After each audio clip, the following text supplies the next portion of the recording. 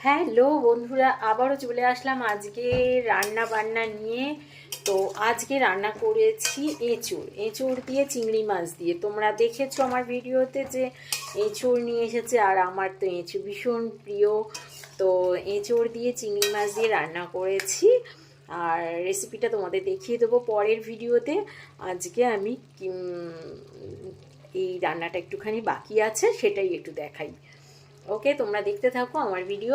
আর একটা কথা বলি, তোমরা যে আমার পাশে এইভাবে রয়েছো, এইভাবে আমাকে অনেক অনেক ভালোবাসা দিচ্ছ, অনেক বোন ভাই দিদি দাদা সবাই মিশে আমি ভীষণ ভীষণ খুশি, ভেরি ভেরি হ্যাপি। আমি সবাইকে অনেক অনেক ধন্যবাদ। এই দেখো রান্নাটা আমার বাকি ছিল। আমি একটু শাহি গরম মশলা দিয়ে দিলাম, আর একটু দিয়ে দেবো ঘি।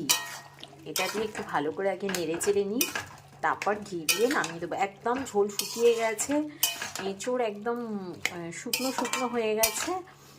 হ্যাঁ, গামাখা গামাখা।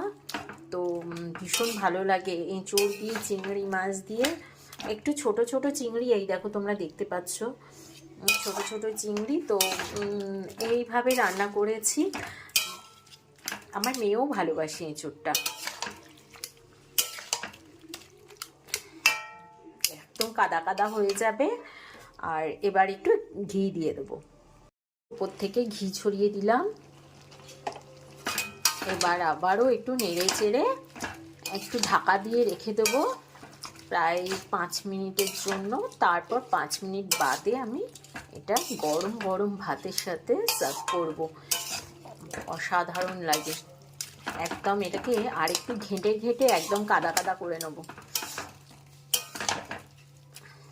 তোমরা কে কে এঁচোড় খেতে ভালোবাসো বন্ধুরা, আমাকে একটু কমেন্ট করে জানিও প্লিজ।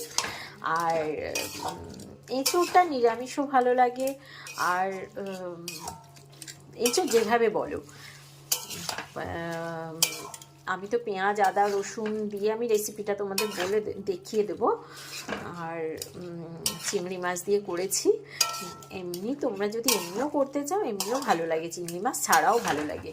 এঁচোড় যেভাবে করবে সেভাবেই ভালো লাগে। ওকে বন্ধুরা, খুব ভালো থেকো, সুস্থ থেকো, আর এইভাবে আমার পাশে থেকো। অনেক অনেক ভালোবাসা দিলাম তোমাদের। ওকে, বাই, টাটা।